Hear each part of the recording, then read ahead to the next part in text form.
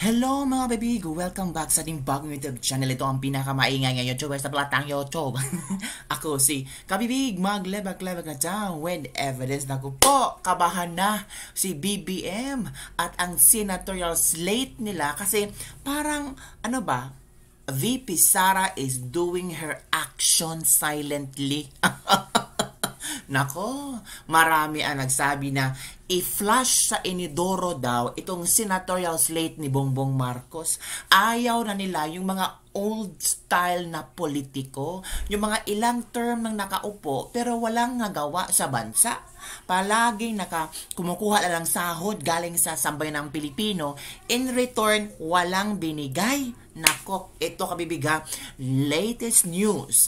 VP Sara binisita ang Iglesia ni Cristo. Nako po, alam niyo naman, si Marcoleta ay INC, di ba? Ang KOJC, 10 million yan. Solid na solid yan.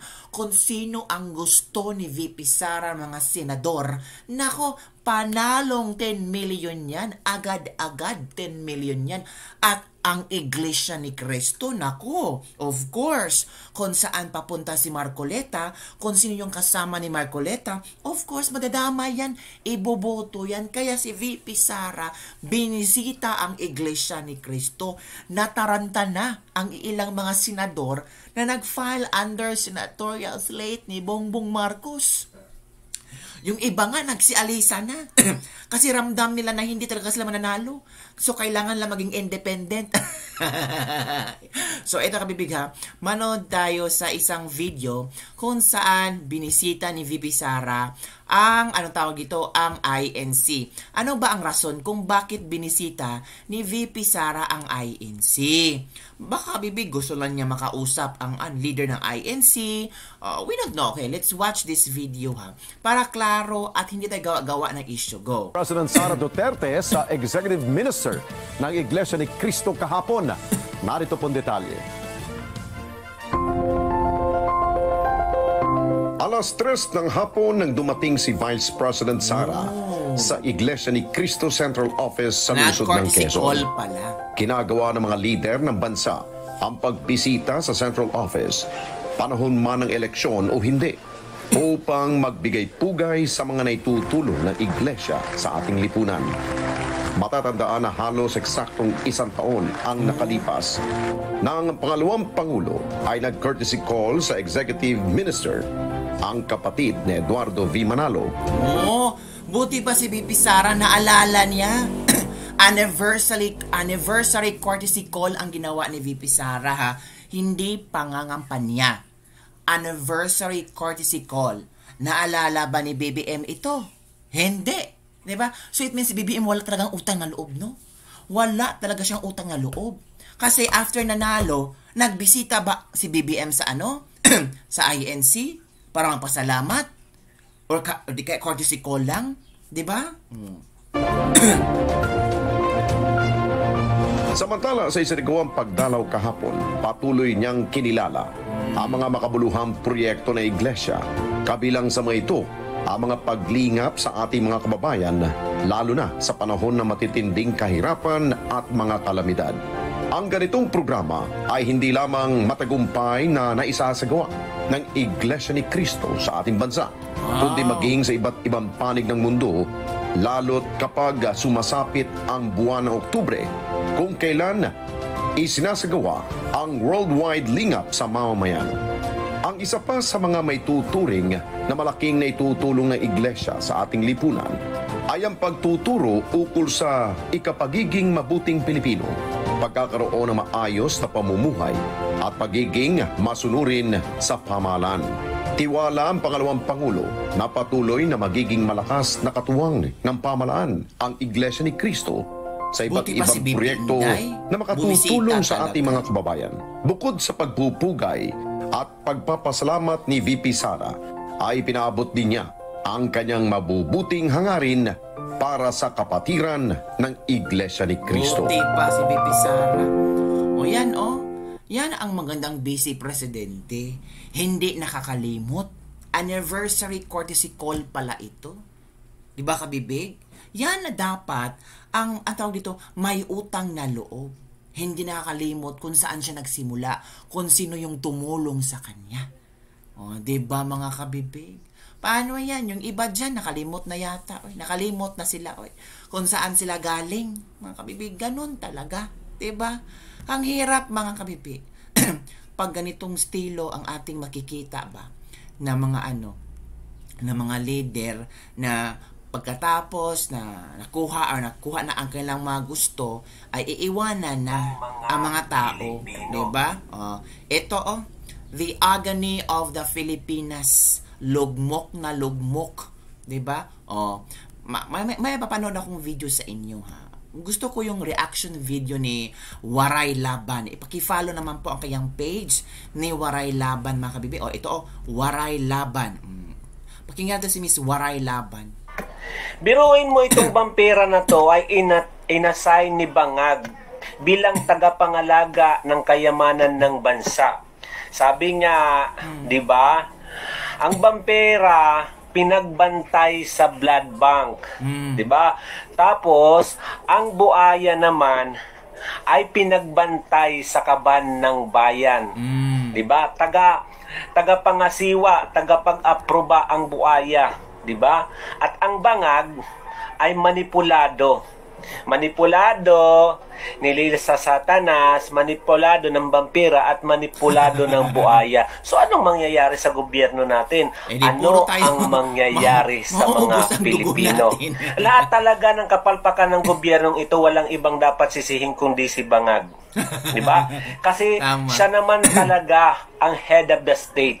Pero in command, so anong kinalaman ng ng tatlong ito? Ng First Lady, ng House of Representative, at ni Saldico na marami ang kaso mula sa BIR, sa Parmali, at sa laptop issue. Diba? Sino ba talaga ang may kinalaman dito at bakit hindi man lang naiimbestigahan, diba, sa Senado at sa Kongreso itong si Saldico? So, ang lakas ng kapit ng vampirang ito.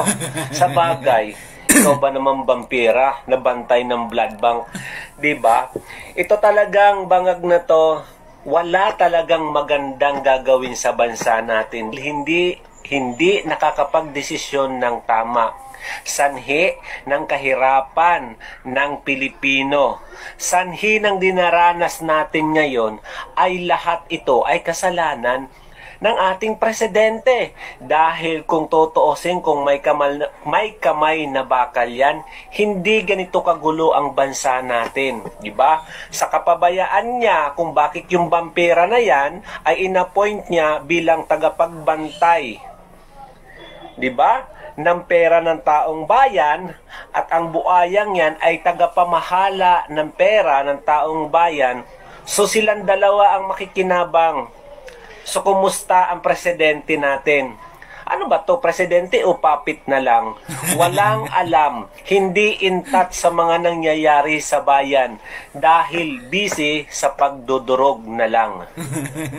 So, yun po mga kabibigay. In fairness naman, may point naman si Waray Laban. Totoo naman, hindi naman ibig sabihin na hindi tayo mag-react sa kung ano ang nararamdaman natin ngayon, kung ano ang na-experience natin, di ba? The agony of the Pilipinas, lugmok talaga. At ngayon, may additional tax na naman ang ipinatong mga valued added tax on digital services law. Paano to? So for example, Netflix ako, may additional 12% na ba na tax? Grabe ang Pilipinas natin, no? Iba, kung saang area pwede sila makuha ng pera, go pa rin ang go. Basta lang may pera doon. Hay, nako, eto kabibigyan, manood tayo. Binanata ni Mr. Real Talk. Today we signed the value-added tax and digital services law, and we are now bridging that gap. With this law, we say that if your presence in the Philippines market is as real as your profits, then your tax responsibility should also be equally tangible. But make no mistake, we are not imposing new taxes. We are simply strengthening the authority and streamlining the process of the BIR to collect value-added tax on digital services. This includes digital media, digital music, digital video, video on demand, and digital advertising. Lahat na. dagdag tax na naman, di ba? Recto yan eh, no? Tatak recto. Oo nga, recto.